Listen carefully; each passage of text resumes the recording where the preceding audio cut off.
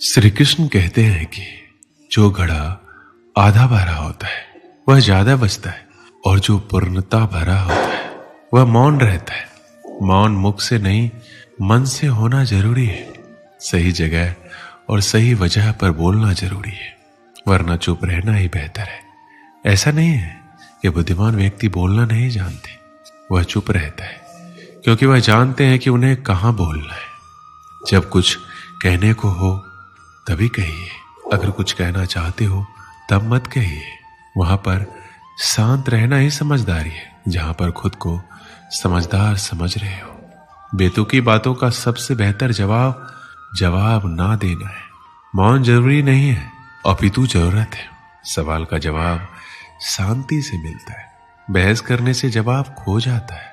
अपने कार्य को मौन रहकर करते रहे, क्योंकि खिलाड़ी खेल पर ध्यान देते हैं, बाहर बैठे दर्शकों की टिप्पणियों पर नहीं। हर बात का जवाब देने बैठ जाएंगे तो कभी लाजवाब नहीं बन पाएंगे। ईश्वर भी हमें अत्यधिक सुनने की सलाह देते हैं, इसी कारण उन्होंने हमें एक मुख और दो कान दिए हैं। शांत रहकर लोगों की नजरों में बेवकूफ दिखना सही है। अगर बहस करने वालों में एक व्यक्ति शांत रहे तो बहस कभी नहीं हो सकती। बोलते समय शब्दों से ज्यादा समझदारी से काम लेना, इससे आपका वक्त वह उल्लेखनीय हो जाएगा। अपने शब्दों के चयन को लेकर हमेशा चौकन्ना रहे, क्योंकि आपको बोलने का अधिकार है, परंतु इसका अर्थ ये नहीं है कि हम कुछ भी बोल दें। अधूरे ज्ञान से भरा मस्तिष्क मुख से अधिक शब्द कहने पर मजबूर करता है, परंतु अधिक ज्ञान से भरा मस्तिष्क मुख से कम ही सही पर मूल्यवान शब्द कहलाता है।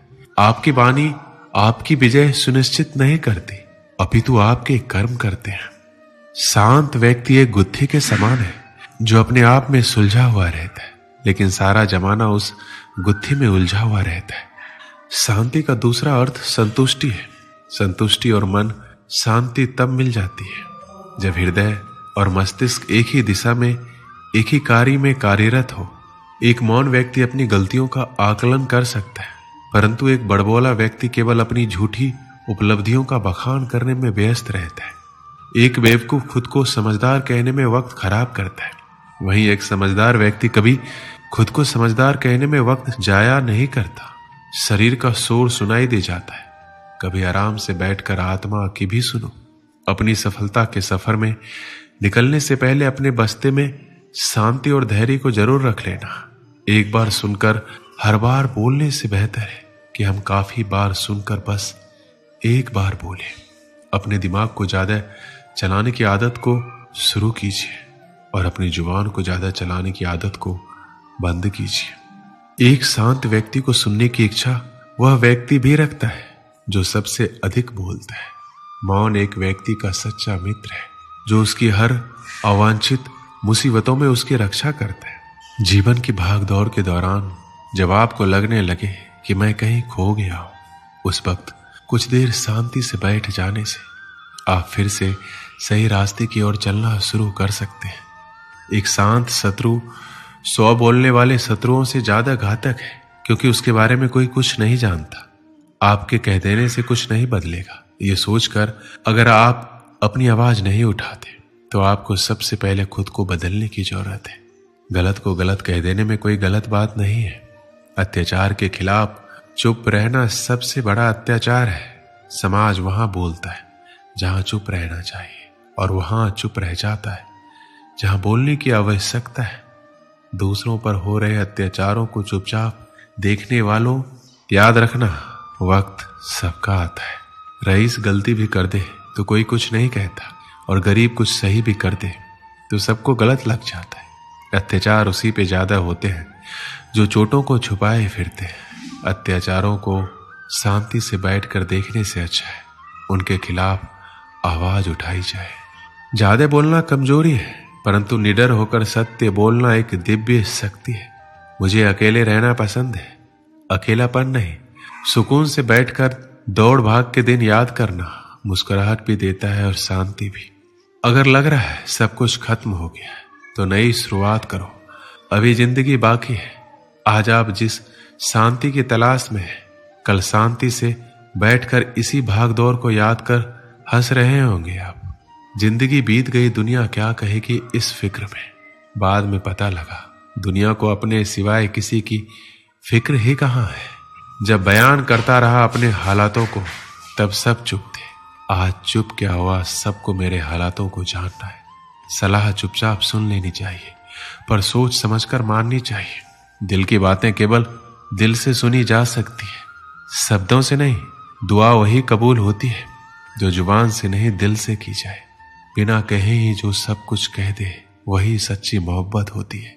झूठ और सच में सिर्फ इतना सा फर्क है कि झूठ साबित करना पड़ता है और सच अपने आप सामने आ जाता है।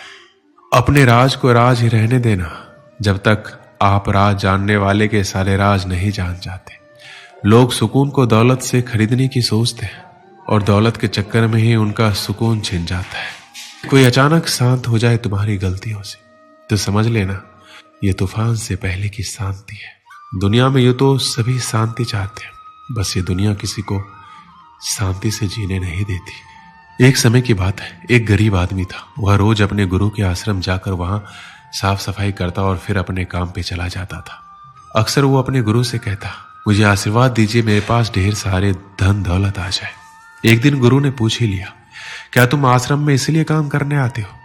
उसने पूरी ईमानदारी से कहा, हाँ, मेरा उद्देश्य तो यही है कि मेरे पास ढेर सारा धन आ जाए, इसलिए तो आपके दर्शन करने आता हूँ। पटरी पर सामान लगाकर बेचता हूँ, पता नहीं मेरे सुख के दिन कब आएंगे।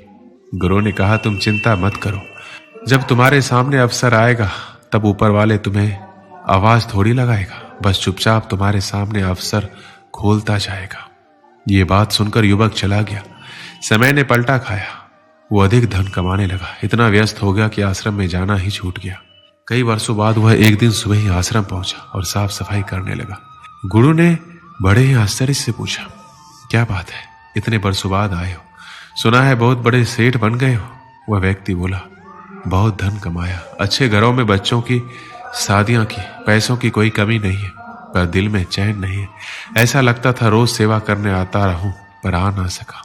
गुरुजी, आपने मुझे सब कुछ दिया पर जिंदगी का चैन नहीं दिया। गुरु ने कहा, तुमने वह मांगा ही कब था? जो तुमने मांगा वो तुम्हें मिल गया ना, फिर आज यहाँ क्या करने आए हो? उसकी आंखों में आंसू भर आए। गुरु के चरणों में गिर पड़ा और बोला, अब कुछ मांगने के लिए सेवा नहीं करूंगा, बस दिल को शांति मिल जाए। गुरु ने कहा, पहले तय कर लो, अब कुछ मांगने के लिए आश्रम की सेवा नहीं करोगे, बस मन की शांति के लिए ही आओगे। गुरु ने समझाया कि चाहे मांगने से कुछ भी मिल जाए पर दिल को चैन कभी नहीं मिलता, इसलिए सेवा के बदले कुछ मांगना नहीं है। वो व्यक्ति बड़ा ही उदास होकर गुरु को देखता रहा और बोला, मुझे कुछ नहीं चाहिए, आप बस मुझे सेवा करने दीजिए। सच में मन की शांति सबसे अनमोल है। इस कहानी से हमें क्या सीख मिलती है? मन की शांति सबसे अनमोल है। जो व्यक्ति अपने मन को शांत कर लेता है वह किसी भी चीज के मुकाबले में धनवान होता है। जब व्यक्ति अपने मन को शांत करता है तो उसका सोचने का तरीका सकारात्मक होता है। और मानव जीवन में कई प्रकार की चुनौतियां और परेशानियां होती हैं, लेकिन जो व्यक्ति अपने मन को संतुलित रखता है वह इन चुनौतियों का सामना करने में सफल होता है। इसलिए धन, सम्मान या किसी अन्य सामग्री वस्तु से ज्यादा महत्वपूर्ण है कि वह व्यक्ति अपने मानसिक स्वास्थ्य का ख्याल रखे और अपने मन की शांति को महत्वपूर्णता दे। दोस्तों, इस वीडियो में बस इतना है।